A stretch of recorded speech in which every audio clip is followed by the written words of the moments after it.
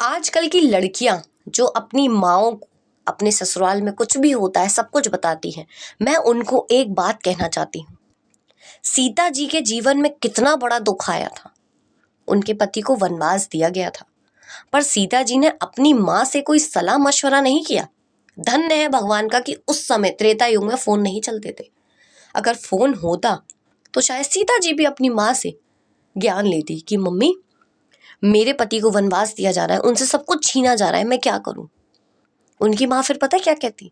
बेटा, तुम तो महलों की रानी हो, तुम फूलों में पली हो, फूलों पर चली हो, तुम कांटों पर नहीं चल पाओगी, तुम मत जाना वनवास, तुम यहीं रहना।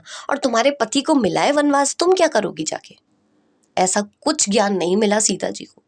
इसीलिए सीता जी इतना बड़ा डिसीजन खुद ले पाई कि मुझे अपने पति के साथ जाना है। उनके पिताजी नहीं आ गए थे घर पे लड़ने के लिए कि भाई मेरी बेटी को महल से वन कैसे भेज दिया, मैंने तो इतना दहेज दिया था। एक माता पिता का फर्ज है बेटी की शादी करना, उसके बाद उसके ससुराल में उसके साथ क्या होता है ये लड़की की जिम्मेदारी है। वो अपने आप को कैसे संभालती है, कैसे परेशानियों का सामना करती है, जैसे सीता जी ने किया। सीता जी ने अपने माता पिता से मदद नहीं मांगी।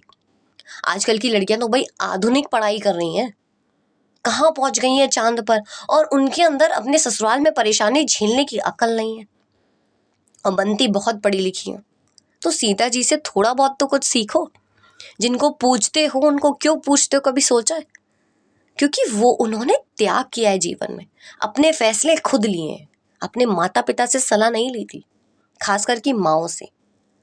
माँ से जो भी लड़की सलाह लेगी वो बर्बाद ही होगी, क्योंकि वो माँ के कहने पे चल रही है।